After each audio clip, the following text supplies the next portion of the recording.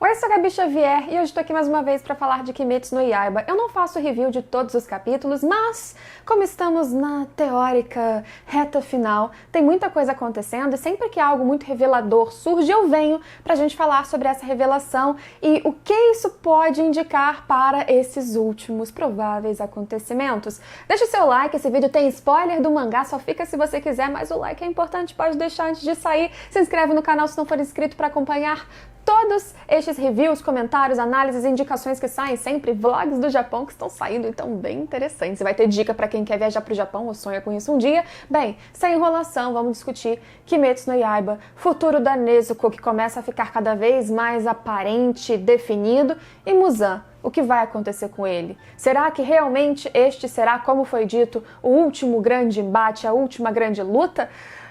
Vamos ver. O que marcou muito o capítulo 195 de Kimetsu foi a fuga ou tentativa de fuga do Muzan. E isso não é uma surpresa, né? Nossa, ele é o grande vilão, o cara que é o antagonista principal, que todos temem, ou que controla todos os outros vilões que a gente viu até então, ou seja, os outros demônios. Ele foge, sim, assim como ele fugiu na luta, na tão falada luta dele com o Yorite. No momento em que ele foi prensado, que ele teve feridas que, como vimos, nunca cicatrizaram, nunca deixaram de arder, que o Muzan tinha que cobri-las, tentar fazer com que elas não ficassem aparentes ao longo de todos esses anos, centenas de anos. Quando ele chegou neste ponto, naquela luta, ele também fugiu, e fugiu desesperadamente, e fugiu sem vergonha nenhuma. Da mesma forma, ele não tinha um adversário tão forte quanto o Yorite, mas ele teve uma luta muito extensa, com vários exterminadores que também eram fortes, em nível bem menor, mas fortes, que deram trabalho, e ele teve um veneninho ou um remedinho, depende do contexto. No caso do Muzan foi bem veneno mesmo, que foi dado pela Tamayo, desenvolvido junto com a Shinobu, como a gente já viu nos últimos capítulos, e aquilo fez com que o corpo dele envelhecesse numa velocidade absurda. E ele é um Oni, envelhecer por si só não é um problema, o problema é a velocidade do envelhecimento frente a uma incapacidade de recuperar o corpo dessa deteriorização rápida demais, ainda mais no meio de uma luta que ele precisa se defender e se recuperar também de golpes, inclusive de lâminas vermelhas. Pro Muzan ficou difícil, e a menos de uma hora do raiar do sol, do amanhecer, ele ainda estava lidando com um adversário mais forte, bem mais mortal. O sol, com a possibilidade deste adversário mortal vir, melhor que ele fuja, porque ele começou a perceber ali que as feridas estavam aparentes, ele não conseguia mais recuperar aquela lembrança do momento de embate com Yorite cada vez mais na sua mente. Como ele lembrava, para ele, Yorite, naquela época, foi o verdadeiro monstro. Claro que não, mas Yorite era um humano cabisbaixo, triste, parecia frágil, fraco, como também achavam que ele era na sua infância, como a gente viu em flashback, mas na hora de lutar, todas as suas capacidades, técnicas, habilidades eram monstruosas para o Muzan, para este demônio. Ali o Tanjiro não tinha esse mesmo enfrentamento, essa mesma potência. O Tanjiro tá também muito fraco e lutando contra todos os seus sentidos que estão falhando, respiração que não funciona mais tão bem, mas ele tem a ajuda de um outro pilar que mesmo cego tá lutando para conseguir vencer ou parar ou manter o Muzan ali. O pilar da serpente, Obanai Iguro, que não teve muito destaque até então, eu acho justo que agora ele tenha esse destaque, enquanto o seu possível par romântico possivelmente sobreviverá com sequelas, perdendo um braço ou não, ficando ali um pouco deformado ou não, mas ela pode viver. E eu acho bonito que a gente veja mais do Iguro agora que a gente viu o seu passado, que ele finalmente vem à tona numa sincronia com o Tanjiro, ambos feridos, ambos levando seu corpo ao limite. É um momento bonito e que deixa novamente o Muzan sem muita escolha. Ele foge. Muzan não é um guerreiro, um samurai, um cara cheio de honra, orgulho. Não, ele quer sobreviver.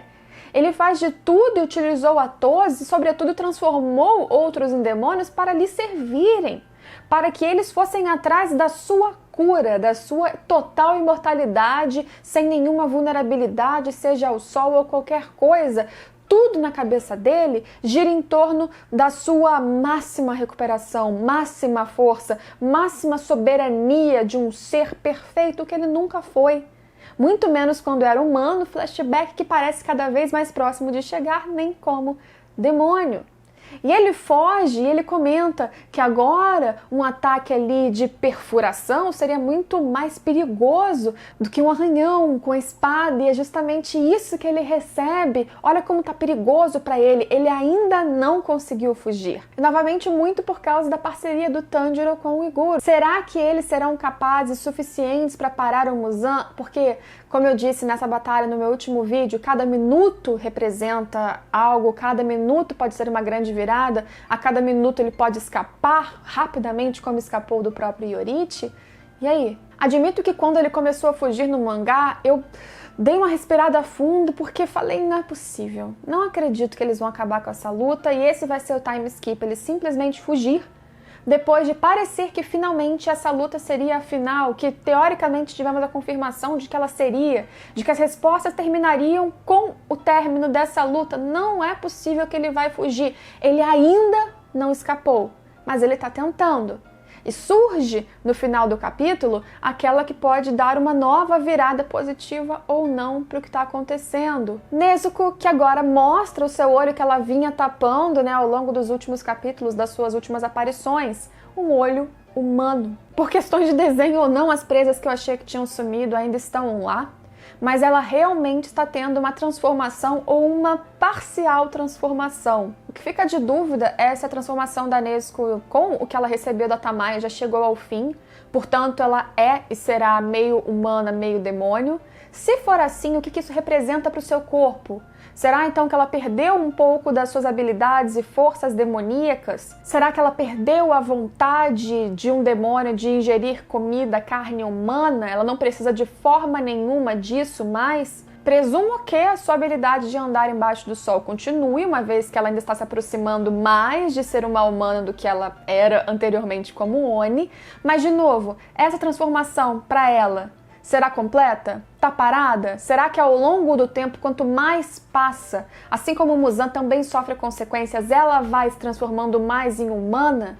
Sendo assim, de novo, ela tá perdendo força? Porque seria muito simples e fácil também a gente chegar na conclusão que ela então conseguiu o bônus de ser humana, não preciso comer carne, ando embaixo do sol, sou um ser incrível, mas que mantive minha força demoníaca.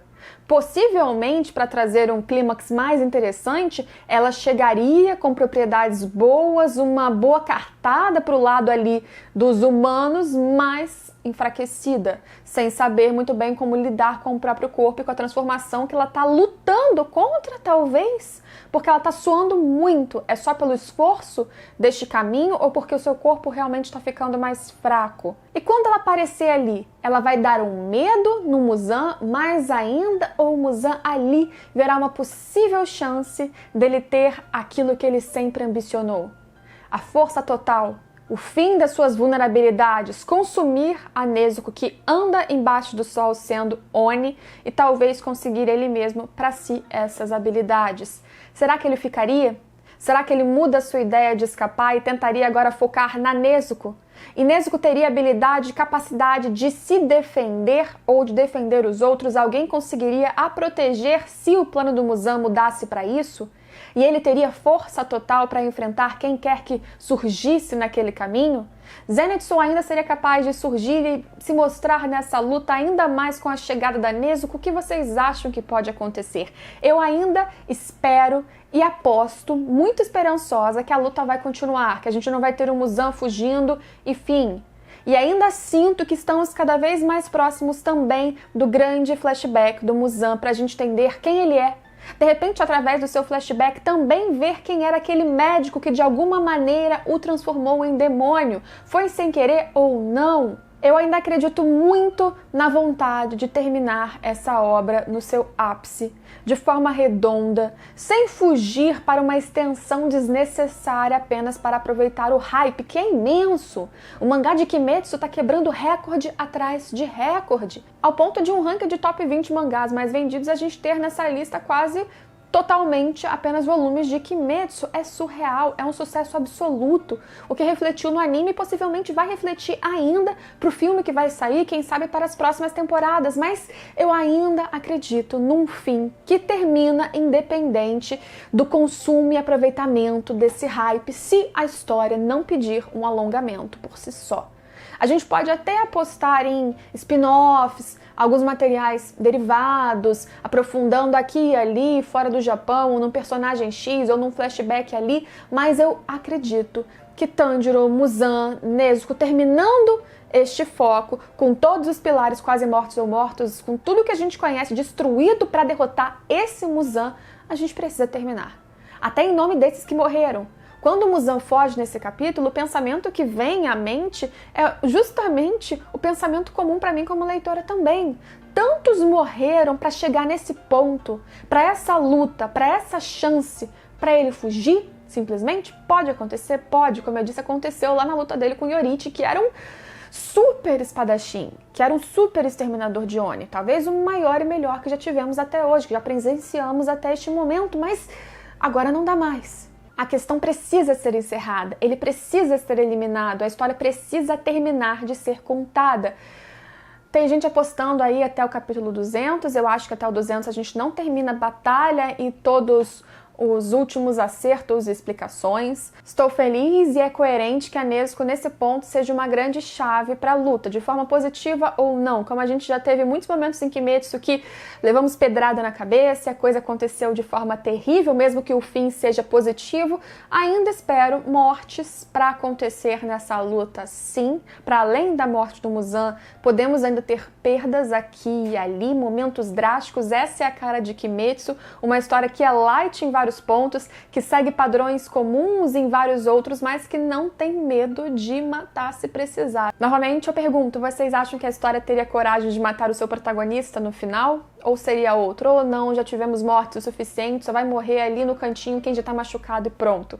Me conta, me fala o que você sentiu quando o Muzan fugiu, se você ficou apreensivo com o futuro da história como eu, o que você acha agora de termos a certeza que a Nezuko, no mínimo agora, já tá aí metade humana ou grande parte humana, se você acredita que essa transformação vai avançar, vai além até a completa volta ao estado humano, ou se ela vai ficar um ser híbrido e vai sobreviver, se ela é forte ainda por isso, palpites aqui embaixo. Me conta o que você está sentindo do transcorrer dessa obra como um todo, do sucesso do mangá, se você é leitor desde antes do anime sair ou não, conta tudo, deixa o seu like, se inscreve para não perder nenhum dos próximos vídeos, fica de olho na playlist porque tá saindo muita coisa legal aqui no canal e a gente se vê em todos esses vídeos. Tchau, tchau!